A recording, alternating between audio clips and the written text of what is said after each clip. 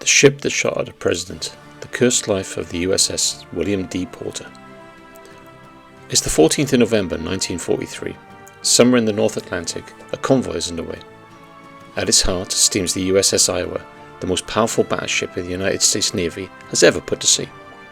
Brand new, nearly 58,000 tons of steel, armor plate and purpose. Her 16-inch guns can throw a shell 20 miles with enough energy to level a city block. And aboard her, in a specially converted suite on the flag bridge level, sits the 32nd President of the United States, Franklin D. Roosevelt, bound for Cairo and then Tehran, where he was due to meet Joseph Stalin and Winston Churchill, to begin planning the final defeat of Nazi Germany. The Iowa was escorted by 3 destroyers, small, fast and purpose-built to screen the big ship from submarines and aircraft. And one of these destroyers, a Fletcher-class vessel, hull number DD-579, commissioned just 4 months earlier, is the William D. Porter. Now you might not know what happened next, even though the story of William D. Porter is one of the more extraordinary, most baffling, and let's be honest here, one of the most darkly comedic episodes in the history of the United States Navy. This is a ship, in a career spanning less than 2 years, managed to nearly assassinate the President of the United States, get its entire crew arrested, managed to blow up its own wake, and ultimately, spoiler alert, be sunk by a kamikaze that technically missed.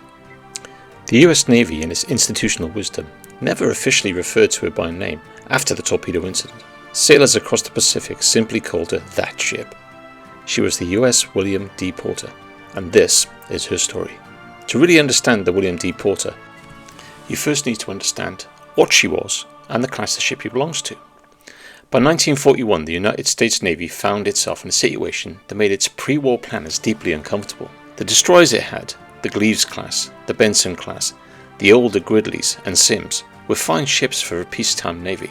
But war had a way of demanding things that peacetime planners hadn't fully anticipated. Greater range, more anti-aircraft power, better torpedoes, space for the increasing weight of radar, sonar and communication equipment that a modern navy really required.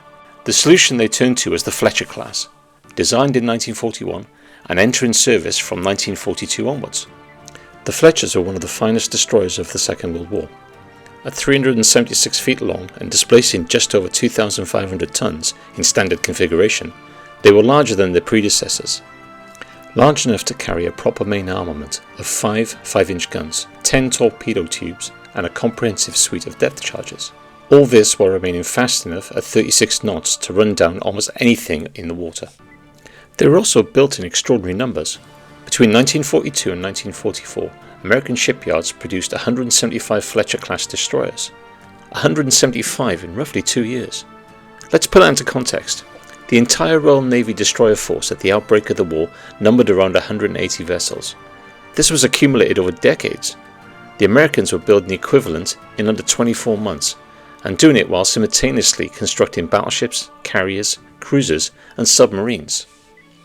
It was an industrial performance that the Axis powers simply had no answer to.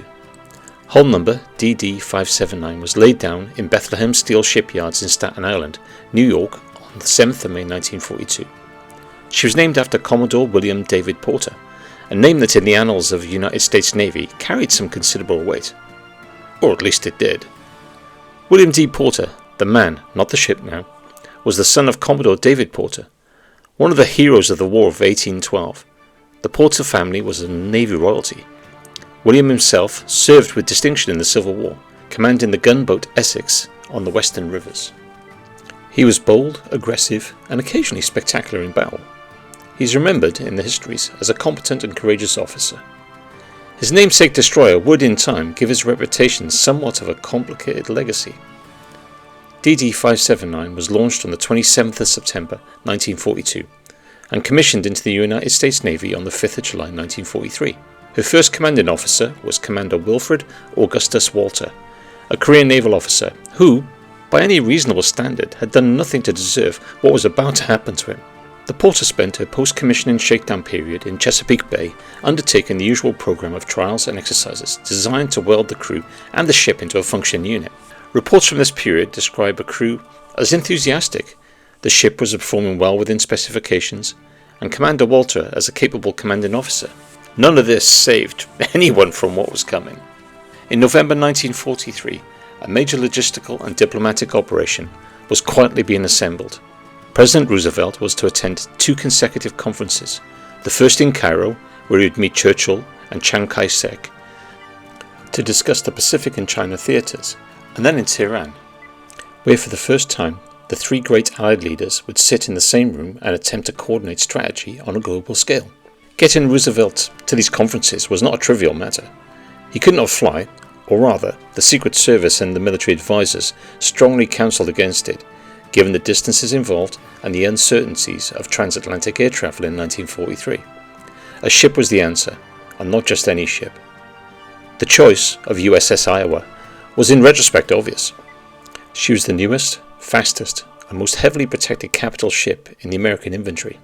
Her anti-aircraft suite alone was formidable. Her speed at 33 knots meant that no German U-boat could reliably run her down on the surface, and her ability to maneuver at high speed made a submerged attack extremely difficult. She was, in short, about as safe a vessel as the United States could offer. The Joint Chiefs of Staff, including General Marshall and Admiral King, were also making the crossing, adding further weight to the operation's significance. Iowa departed Hampton Roads, Virginia on the 13th of November 1943. Her escort consisted of 3 Fletcher-class destroyers, USS Braine, USS Boyle, and USS William D. Porter. The convoy had barely cleared the harbour before the Porter announced its presence. In the darkness of the harbour approaches, William D. Porter, while undertaking the sort of routine manoeuvring that any destroyer does when forming up in a convoy, managed to somehow or other steam directly across the stern of USS Iowa. Not a near miss, an actual collision. She struck the Iowa's depth charge rack, causing minor damage to both vessels, and immediately established what we might call the tone of the voyage. No one was injured. The damage was superficial. Commander Walter, one imagines, had a fairly difficult, possibly one-way conversation over the radio. But the convoy proceeded. For the next day, things went relatively uneventful, if you discount the fact that a depth charge rolled off Porter's fantail into the convoy's wake. Now, depth charges in 1943 were armed, or rather, set to detonate by water pressure. Drop it in the harbour depths or shallow water, and it probably wouldn't function. Drop it in the open Atlantic, and it absolutely will. The depth charge detonated. A large explosion blossomed in the convoy's wake.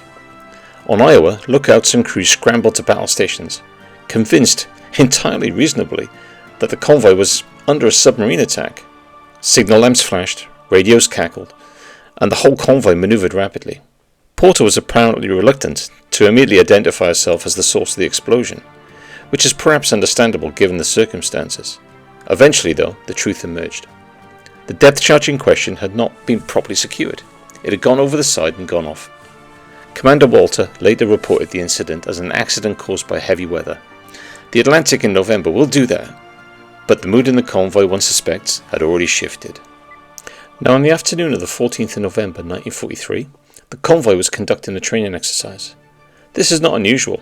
Destroyers escorting major vessels routinely run drills at sea. They would simulate attack runs, anti-aircraft exercises, or general battle practice. The crew needs to stay sharp, and the open ocean provides the space to do it. Iowa herself was running her own exercises, including anti-aircraft practice using weather balloons as targets. The Fletcher-class destroyers had been assigned to conduct simulated torpedo attacks against the Iowa. This was a standard training practice, a procedure that was well established. The destroyers would maneuver into a notional firing position, go through the motions of launching torpedoes, and the exercise control team would score the drill. The phrase you want to fix in your mind is simulated torpedo attack. Simulated, not actual. At least, that was the general idea. At approximately 1400 hours, USS William D. Porter completed her attack run and her torpedo team executed the drill sequence. Torpedo tube mount number 3, that was situated amidships, one of the Porter's 5 twin torpedo mounts, somehow fired. Not a simulated launch, not a drill. A live Mark 15 torpedo, fully armed with its warhead containing 494 pounds of Torpex explosive, a compound that's roughly 50% more powerful by weight than TNT. The torpedo hit the water and it ran true, straight towards the Iowa, straight toward the President of the United States. Now, the immediate question, and the question that would occupy the Court of Inquiry for weeks afterwards, was how the hell this happened. The Mark 15 torpedo had a safety mechanism as part of its design. Before being loaded into the tube for a live firing, a small device called an impulse charge had to be removed from the safety pin to function correctly. Simpler still, for a drill, you wouldn't use a live fish. The Porter's torpedo team had either loaded a live torpedo for what was supposed to have been a dry run exercise, or this, and this is the version that emerged from subsequent investigation, someone had failed to remove the impulse charge before the exercise. This meant that when the firing sequence was executed, the compressed air that was supposed to just simulate a launch actually had enough energy to fire the weapon. The investigation settled on torpedoman's mate Lawson Dawson as the individual responsible. Dawson had failed to remove the impulse charge from Tube 3. When the order came through to execute the simulated firing, the tube fired. Dawson, to his credit, immediately recognized what had happened and reported it to his superior. His superior promptly relayed up the chain. On the bridge of USS William D. Porter, Commander Wilfred Walter received the news. He had a choice to make. In that few seconds that would probably define his career and the outcome of the Second World War. He could break radio silence, a significant breach of operational security, given that the Germans had submarines in the Atlantic and the convoy's position was actually classified. Or he could watch the torpedo run and hope that the Iowa saw it and evaded. Walter broke radio silence. The signal, sent in urgency and under considerable stress, was initially misread aboard the Iowa as a warning about a submarine. Not a torpedo already in the water, a submarine. Iowa began manoeuvring accordingly. Aboard the Iowa, an officer on the bridge spotted the torpedo's wake running fast. The track was clear. He shouted the warning. The Iowa's captain ordered emergency full rudder. All 57,000 tons of her heeled into a hard turn. On the fantail of the Iowa, in his wheelchair, sat Franklin D. Roosevelt. He had apparently asked to be wheeled on the rail so he could observe the torpedo. Whether this represents a remarkable composure, presidential curiosity, or the calm fatalism of a man who had faced rather more frightening things than a single torpedo, history does not record. What it did capture was the Secret Service agent travelling with him drew his pistol. A gesture whose futility against a torpedo running at about 45 knots was more for the show than the go. Luckily, the torpedo passed Iowa to the stern, close enough that the battleship's wake disturbed its track. Accounts vary on exact distance. Either way, it detonated in Iowa's wake rather than against her hull. The President of the United States was unharmed. The course of the Second World War continued uninterrupted, and the USS William D. Porter had, in the space of perhaps 30 seconds, created what would be one of the most extraordinary disciplinary situations in the United States naval history. Admiral Ernest J. King, Commander-in-Chief of the United States Fleet, a man whose temperament was once described as the sort of officer who'd shave with a blowtorch, received the report with what one might charitably describe as displeasure. King was not a man who accepted incompetence. He was not a man who accepted excuses. And he was definitely not a man who accepted the news that one of his destroyers had fired a live torpedo at the President's ship with a calm head. His response was immediate and comprehensive. The entire crew of the William D. Porter, officers and enlisted men alike, roughly 300 men, were placed under arrest. The entire crew. This remains the only time in history of the United States Navy that the complete ship's company of a commissioned vessel was arrested en masse. The Porter was escorted under armed guard to Bermuda, the nearest US naval facility of appropriate size, where a formal investigation began. Now it's worth pausing here to appreciate the political dimensions of what has just occurred, because the Navy's handling of the aftermath was shaped as much by those dimensions as by the facts of the case. Roosevelt was not just the president, he was the commander-in-chief, and in November 1943, he was heading to the most important Allied summit of the war to date.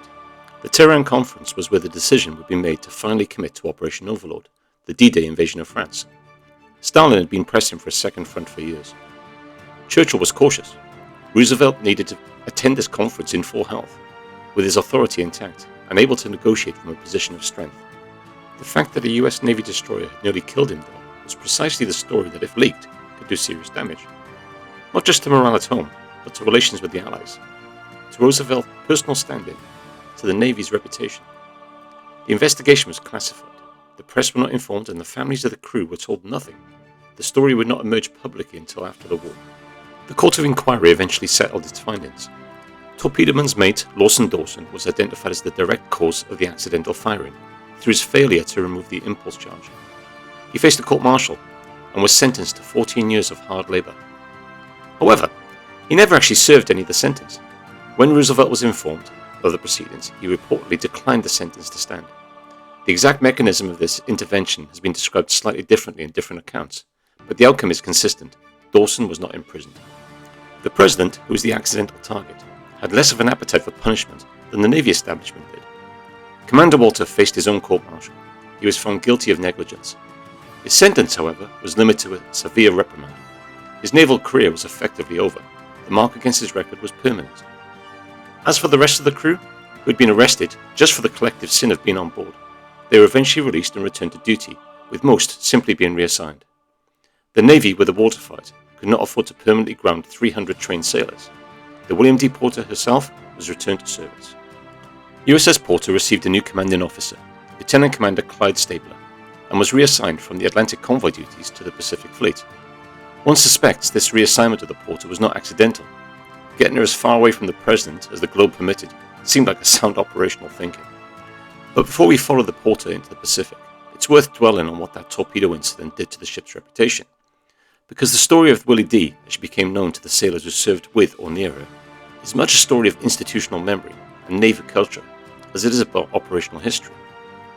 Within the fleet, or at least the portions that had read the classified details, the Porter became legend, and not the good time. The kind where she steamed into any harbour or formed up on any task group. Other ships' crews would line the rails and shout across the water. The phrase most commonly associated with these encounters, and there are enough independent accounts to suggest this was not just an invented fact, but some variation on, "Don't shoot, we're Republicans." Roosevelt, of course, was a Democrat. It's a line that works considerably better if you know your American political history, and which I'll admit lands slightly more force when you understand some of the men shouting were taking considerable professional risk in doing so. The Porter's crew, it should be said, took most of this with relevant grace. They had not, after all, intentionally fired a torpedo at the President. They had simply been aboard when it happened. This distinction felt meaningful to them, even if it carried little weight with the broader fleet. The reputation stuck, in a way that these things do in small enclosed communities, and warships at sea are one of the smallest communities you'll ever find. The William D. Porter became the ship you kept an eye on, the ship you gave a little extra sea room to, the ship whose signal you read twice. There's a serious point to make under the comedy here, and it's worth making. Navy culture during the Second World War, and really any professional military, runs on reputation, on confidence, and on the mutual trust between units. This allowed them to operate in close proximity, under fire, without second-guessing each other. The Porter had damaged this trust, not through cowardice, not through incompetence in battle, but through a series of errors in a supposedly safe environment of a training exercise that had produced consequences almost unimaginable in their potential severity. The rebuilding of that trust, if it could be rebuilt at all, would require the crew to be not just competent, but to show it at all times. They were constantly operating with no margin of error, and everybody knew it. Whether they met that standards, as we'll see, is a complicated question. The William D. Porter arrived in the Pacific in early 1944, initially assigned to operations in the Aleutian Islands, the bleak, fog-bound chain of volcanic rock stretching from Alaska towards the cruel islands of Japan. The Aleutian Campaign is one of the more obscure sideshows of the Pacific War, remembered mainly by the people who fought in it and the historians who specialize in corners of the conflict that textbooks tend to overlook. The Aleutians had been the scene of one of the stranger episodes in the Pacific War. In June 1942, Japanese forces occupied the islands of Attu and Kiska, the only foreign occupation of American territory within the war. A fact that has both symbolic weight and genuine strategic significance in terms of the Northern Pacific approach to both Alaska and Japan. The Americans spent much of 1943 clawing them back, taking Attu in a particularly brutal land campaign in 1943, and then, in one of the war's more embarrassing intelligence failures, landing on Kiska in August of 1943 to find that the Japanese garrison had evacuated under the cover of fog 2 weeks earlier. By early 1944, the campaign was effectively over. The Porter and her consorts were doing what destroyers in quiet theatres do, patrolling, escorting supply convoys, showing the flag, and being cold. The Pacific weather in the Aleutians is, to put it nicely, character building. Winds that can reach hurricane force with little warning. Fog so thick that the ship ahead disappears when it's in column. Seas that even in summertime carry the killing cold of Arctic water. It was miserable work, and the Porter appears to have done it without further incident, which is perhaps the most remarkable thing it's managed in its entire career to date. The Porter served in the North Pacific through the spring of 1944, before being reassigned to the operations in the Central Pacific and the Great Island Hopping Campaign that had MacArthur and Nimitz driving towards Japan. This was where the war was being really decided. The Marianas, the Philippines, ultimately Okinawa, and the approaches to the Japanese home islands. It was in this phase of his service that William D. Porter began slowly to rebuild something of a combat reputation. Not the reputation she had acquired in the Atlantic, but an actual functional, professional reputation as a fighting ship. She participated in shore bombardment operations. Destroyers, with their relatively flat trajectory 5-inch guns, were valuable for suppressing coastal defences and supporting amphibious landings. She screened larger vessels against air attack. She performed anti-submarine patrols. She did, in other words, exactly what the Fletcher-class destroyer was designed to do, and she did it well. I want to be honest about the limits of the historical record here. William D. Porter was not based on a Pacific Service, a ship that appeared prominently in the action reports. She was one destroyer among many dozens operating across an enormous theatre. The moments where her name appears in official records are mostly routine patrol reports, fuel logs, personnel records. She was not at Leyte Gulf. She did not shoot down dozens of kamikazes over the Philippines. She was a working ship, doing working ship things in the vast machinery of the Pacific Campaign. The history of the Second World War is largely the history of exactly that kind of unglamorous competence. The ships and the men who showed up every day and did their job.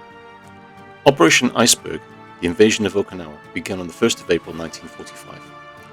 Okinawa was by any measure the most ferocious naval campaign of the Pacific War. Not in terms of ship versus ship engagements. The Great Fleet actions are mostly over by April 1945, but in terms of sustained, organised, and utterly terrifying new tactic of air attacks, specifically kamikazes. The Japanese understood in 1945 that they could not match the American air power in conventional terms. They didn't have the aircraft, they didn't have the pilots, and they didn't have the fuel. But what they did have was a willingness, not universal, but significant, to use aircrafts and pilots as single-use guided missiles. The kamikaze program began in earnest in October of 1944 at the Battle of Leyte Gulf, and had been escalating ever since. At Okinawa, the Japanese launched a mass kamikaze attack, coordinated with conventional airstrikes. 10 major operations took place between April and June of 1945. The burden of defending the invasion fleet fell largely on the destroyers. They were stationed as radar picket lines, positioned well out from the main fleet, designed to give early warning of incoming attacks, and to intercept before the kamikazes reached the transports or the carriers. It was extremely dangerous duty. The destroyers were out in the open, visible to Japanese air search, unable to hide, required to stay on station. They became the primary targets to open the way to the main fleet. Dozens of destroyers were hit at Okinawa. Some were sunk, more were badly damaged.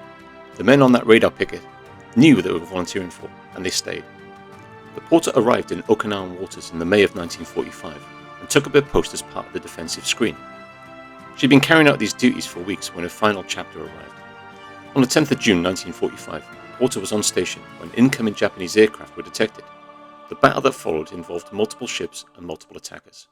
It was the kind of chaotic, multi-axis engagement that characterized the Okinawa air battles. Tracking individual aircraft in the confusion was difficult, and fire discipline was constantly being tested. A Japanese aircraft, it counts different whether it was a Val dive bomber or an Oscar, or another type, came in on an attack run against the William D. Porter. The Porter's guns opened fire. The other ships in the vicinity fired as well. The aircraft was hit. Whether that was by Porter's guns or the combined fire of the screen is not really known. What is known is that the aircraft went into the water and did not hit the WD Porter. It impacted in the sea beneath it. The bomb or the warhead it was carrying detonated underwater, directly beneath the ship. An underwater explosion of sufficient force is much worse than a direct hit. A surface explosion punches through the hull above the waterline.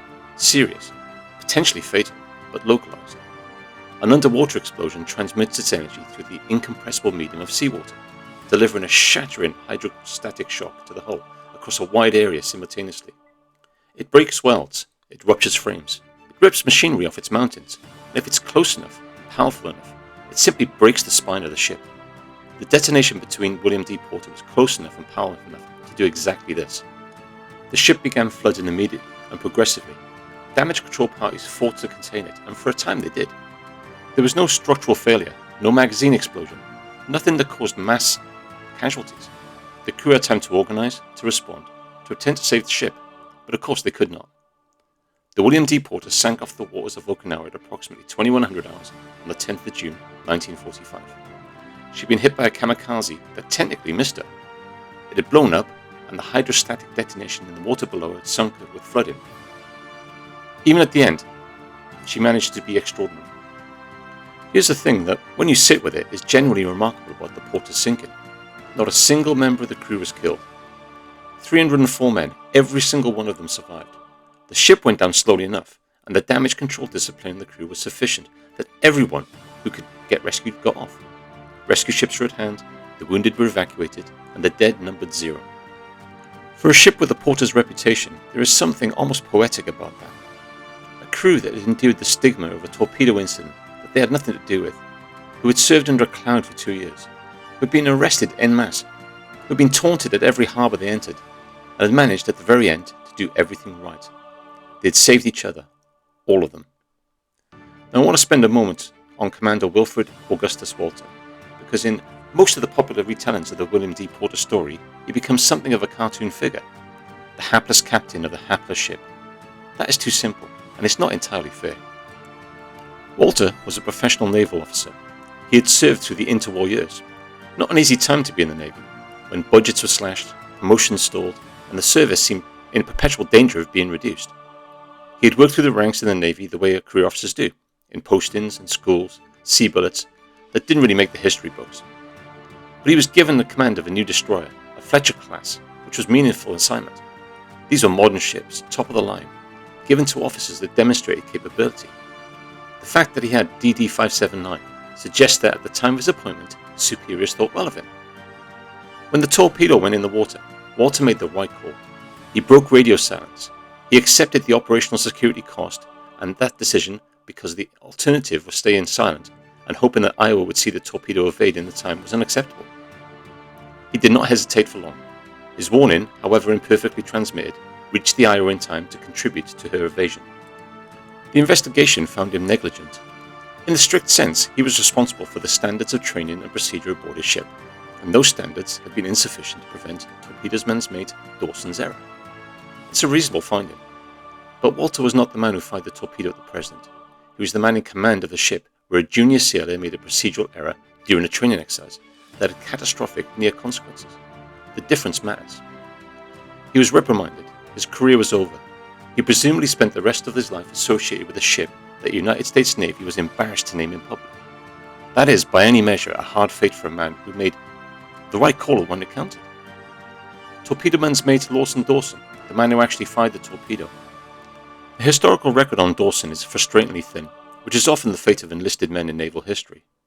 What we know is that he was a torpedoman's mate, which means he had undergone specific training in the operation and maintenance of torpedo systems. He knew what he was doing. He knew that the impulse charge was, and he knew it had to be removed for simulated firing. But he didn't remove it.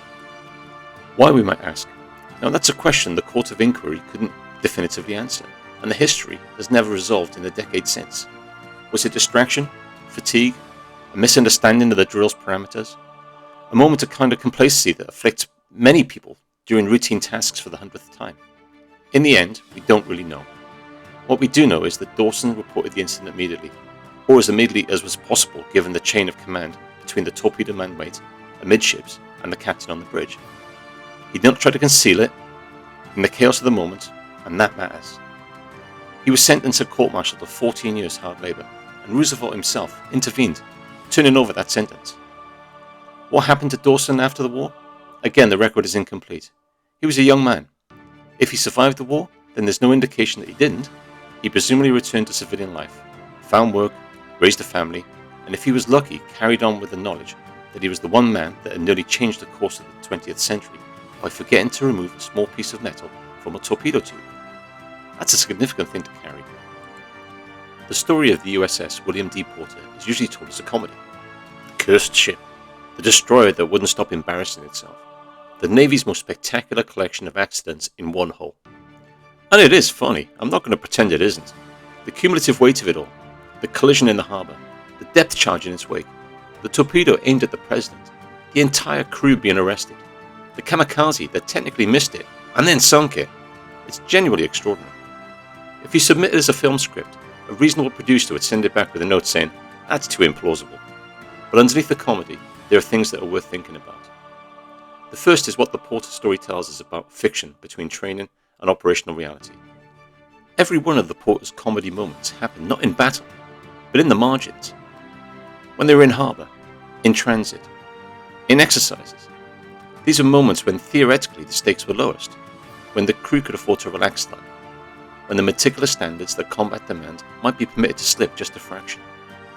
The consequences demonstrated in the most dramatic and imaginable way why these standards exist. Torpedoman Dawson's error was not the fault of battle stress or enemy fire. It was the result of a lapse of routine, the kind of lapse that happens, on some level, on every ship, on every day across an entire fleet. Most of those lapses have no consequences at all. One of Dawson's nearly changed the war. This is the nature of complex systems operating under the pressures of large-scale conflict. The accident rate across a fleet of hundreds of destroyers, conducting exercises and operations around the clock, is not zero. It cannot be zero.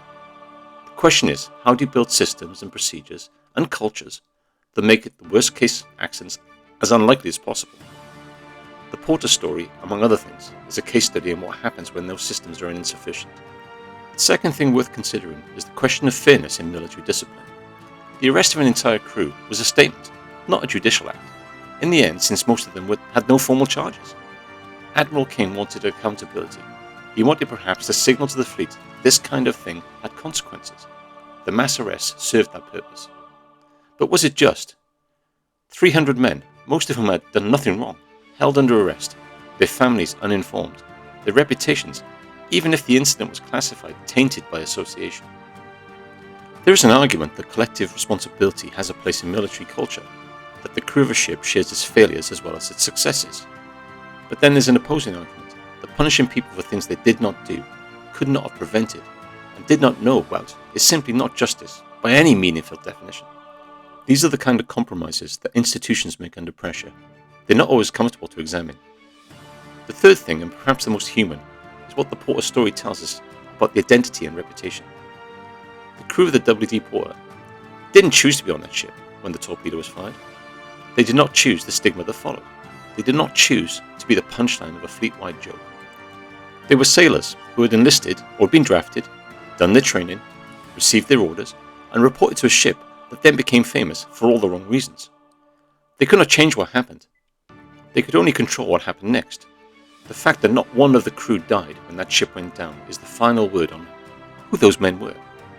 In that crisis, they had some agency over the flooding, the evacuation, the control of chaos in the sinking ship, and in that they performed perfectly.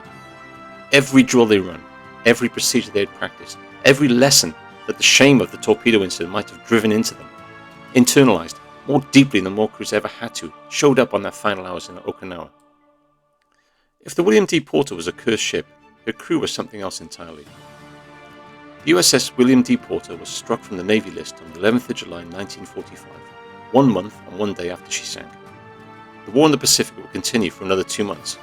Japan finally surrendered on the 15th of August following the atomic bombings in Hiroshima and Nagasaki. A full story of the torpedo incident remained classified for several years after the war. When it did emerge, through veterans' accounts, declassified records, and the gradual loosening of wartime secrecy, it became, as these things tend to, a popular story, the kind of story that feels almost too good to be true. The story has accumulated some embellishments over the decades. Accounts vary on how close the torpedo passed the Iowa stern, but this is impossible to verify with precision from the surviving records. The famous "Don't shoot, we Republicans" line appears in multiple independent accounts, but was never written down contemporaneously, which doesn't mean it didn't happen. It just means it's hard to verify. Roosevelt's reported request to be wheeled to the rail has become a fixture of the story, the primary source of it somewhat indirect. None of this substantially changes the core facts, which are remarkable enough on their own. The torpedo was real, the near-miss was real, the arrest was real, the kamikaze was real. William D. Porter has no memorial as such. She was not the sort of ship around which monuments get built. The Navy is proud of its heroes, its victories, its feats of seamanship and courage. It is, however, somewhat less enthusiastic about commemorating that time when one of its destroyers nearly killed the president. There is, however, a community of naval historians, veterans and researchers, and what you might call amateur archivists, that have worked to recover and preserve the record of the ship and her crew. Oral histories, photographs, service records, the kind of patient, undramatic work that keeps the history of ordinary ships and ordinary people from disappearing entirely. The Fletcher class itself survived the war in considerable numbers and went out to serve in multiple foreign navies throughout the Cold War era. Many of the class were transferred to NATO allies like Greece, Turkey, Taiwan, South Korea, and some served in the 1980s and beyond. As a design, they were extraordinary. As a class, they were the backbone of the US Navy destroyer force at a moment of its greatest test, and they did not fail. Now, there's a temptation when you come to an end of a story like this to wrap it up neatly, to find the meaning, to deliver a conclusion. I'm going to resist that temptation a bit, because I think the William D. Porter resists neat conclusions. It's not a story of heroism, though there was heroism in it. The men who stayed at the damaged control stations as the ship went down, getting their shipmates off before themselves. It's not a story of villainy. Nobody on the ship wanted to fire a torpedo at the president. It's not even really a story of incompetence, though incompetence was certainly present. It's a story of human beings under enormous pressure, in extraordinary circumstances, making mistakes and trying to live with the consequences. Lawson Dawson forgot to remove an impulse charge. 300 men lived under a cloud for 2 years because of it. Those same 300 men brought each other home when it mattered. William D. Porter, the man, Civil War naval officer, hero of the Western Rivers, presumably never imagined that his name would end up attached to a story like this. History is sometimes ironic in its choices. But here's the thing. When you're looking at the Porter in the operational records of the Pacific Campaign, in the patrol reports, the action summaries, the logistics logs, we find mostly of a ship doing a ship's job. Showing up, performing its assigned duties, going through unglamorous, necessary, endless work of fleet service. William D. Porter, DD 579, the Willie D, that ship. She rests on the bottom of the East China Sea, just off the coast of Okinawa, in a water that has covered it for 80 years. But the story remains a little absurd, a little heartbreaking, a little extraordinary in all the ways that word can mean, which is, I think, about as much as any ship can ask for. So that's it for the William D. Porter, folks. Thanks for watching. If you found this interesting, hit the like button, subscribe to the channel, and activate the bell so you don't miss future videos. And I'll see you on the next one.